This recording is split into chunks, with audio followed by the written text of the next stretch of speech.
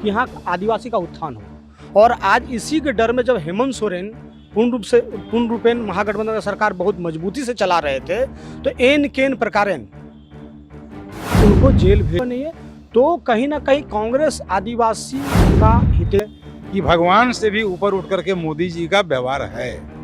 भगवान को भी वो नहीं मानते। राम हिंदू नहीं है, मैं हिंदू हूँ, मोदी जी से बड़ा हिंदू हूँ, लेकिन 22 जनवरी वाला समय इधर उधर। तो आप बताइए कि बिना निमंत्रण का बिरयानी खाने को पप्पू बना दिया, लेकिन पप्पू मोदी जी का बाप बन गया।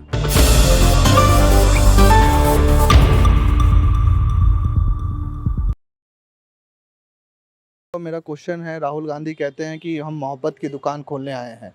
इस मोहब्बत की दुकान में इंडिया अलायंस भी सजेगा, वोट के रूप में लोग उन्हें सीट देंगे। जैसे मैम ने कहा कि राहुल गांधी और पीएम मोदी के खास तौर पर राज्य में महिलाएं ज़्यादा सुरक्षित नहीं है, तो इंडिया गठबंधन की सरकार आती है या इंडिया अलायंस की आती है तो महिलाएं ज़्यादा सुरक्षित होंगी। एकदम बिल्कुल पूरा सुरक्षित रहेगा। जितना वादे करते हैं मोहब्बत की दुकान तलाबी के, नफरत के बाज़ार में मोहब्बत की दुकान, ये तो पूरा दुनिया देख रहा है। और हमारे गठबंधन, इंडिया गठबंधन इतना मजबूत है, क्या दुमका में कौन लड़ेगा चुनाव अभी तक तय नहीं हुआ है, लेकिन मोदी अपने भटक रहे हैं। कभी किनको सुनील सोरेन को टिकट दे रहे हैं, कभी सीता सोरेन का नाम, डरे हुए है पूरा झारखंड से। एकदम देख रहे हैं, अभी महंगाई भी चरम भूमि पर है, देख रहे हैं। बेरोजगार, अब यहाँ युवा सब जाग चुके हैं, अब बेरोजगार हैं। 2.25 करोड़ रोजगार देंगे वो, 15 लाख, ये सब जुमलेबाज करके है। अब जुमलेबाज, इसका और कुछ मुद्दा है ही नहीं, सब खत्म। सिर्फ जातिवादी में लड़ाना इसका काम रहा और कुछ नहीं। और सिर्फ भी देखिए, ये पूंजीपतियों को लाभ दिलाने के लिए है। ये गरीब और यहाँ के दलित, आदिवासी, पिछड़ा, यहाँ से उसका भला होने वाला नहीं है। और इस बार मुंह तोड़ जवाब मिलेगा झारखंड से। और जहाँ जहाँ मोदी की सरकार है वहाँ आदिवासी के ऊपर तो और अत्याचार हुआ। अब मध्य प्रदेश में देखिए, पेशाब कर दिया उसका मुंडी में। जहाँ जहाँ भाजपा की सरकार रही वहाँ वहाँ अत्याचार हुआ, आप देख लीजिए। और हमारे राहुल गांधी जी जितना बोलते हैं उतना करते हैं। ये जुमलेबाज कभी नहीं करते। वो एक गरीब क्षेत्र, किस क्षेत्र कितना अमीर है कितना गरीब है, वो सिर्फ गांधी परिवार के अलावा कोई नहीं जानते हैं। हमारे इंदिरा गांधी खून के बलिदान, अपना देश के लिए अपना शरीर को बलिदान किए, राजीव गांधी ने किए। भाजपा ने कोई किया? कोई जान रहा है कि गरीबी क्या है? अगर वो गरीबी आता तो आज का सिलेंडर 1100 रुपया नहीं होता। वो आज अगर वो गरीबी उनको पता रहता तो ये नहीं बोलते कि किसी गरीब को लालच नहीं देते कि 15 लाख आपके खाते में आएगा। हर युवा को कितना लालच दिया कि 2.25 करोड़ रोजगार आपको देंगे, दिया कुछ तो? एक भी मोदी का वादे को हमको गिनाइए, एक भी गिना दीजिए पत्रकार महोदय, हम मान जाएंगे। इसी से जुड़ा सर सवाल है, मैं अंतिम समय में चलता है प्रोग्राम की, आदिवासी का जिक्र किया इन्होंने। राहुल गांधी आए थे तो न्याय यात्रा में उन्होंने कहा था कि जो 50% आरक्षण का कैप है उसको हम तोड़ेंगे और यहाँ के आदिवासियों को पूरी तरीके से न्याय देंगे। तो ऐसा मुमकिन हो पाएगा? बिल्कुल हो पाएगा। आदिवासी कांग्रेस का झारखंड में अगर आज हमारा गठबंधन है तो श्रीमती इंदिरा गांधी, स्वर्गीय इंदिरा गांधी जो है ना, आदरणीय ऋषिम शिबू सोरेन के इसलिए इस राज्य का मैंने अलायंस हुआ था कि यहाँ आदिवासी का उत्थान हो। और आज इसी के डर में जब हेमंत सोरेन पूर्ण रूपेण महागठबंधन का सरकार बहुत मजबूती से चला रहे थे, तो एन केन प्रकारेण उनको जेल भेजकर कि किसी तरह हम यहाँ सत्ता में या तो झारखंड के सरकार से बेदखल करें। लेकिन उनको वहाँ भी मुंहतोड़ जवाब मिला। आप पिछले 2 साल का घटनाक्रम देखेंगे कि जब से ये सत्ता में आए, हमारा गठबंधन आया है, उस दिन से आज गिरा देंगे सरकार, कल गिरा देंगे सरकार, परसों राज्यपाल के पास चिट्ठी आ गया तो कब ईडी है, सीबीआई है, सारा चीज़ तो किसी से छुपा हुआ नहीं है। तो कहीं ना कहीं कांग्रेस आदिवासी का हितैषी है। और जो भी योजना आज आदिवासी के बीच में है या हमारे दलित के बीच में है या सर्व जाति समाज के बीच में, कांग्रेस छोड़ के किसी का योजना नहीं है। आप किसी भी प्रखंड में चले जाइए, किसी भी जिला में चले जाइए, आप उसका डाटा देखिएगा ना, तो वही योजना, सिर्फ नाम बदलने का काम इन्होंने किया है, जिसका मुंहतोड़ जवाब झारखंड की जनता जरूर देगी। और इनका सफाया झारखंड से तय है।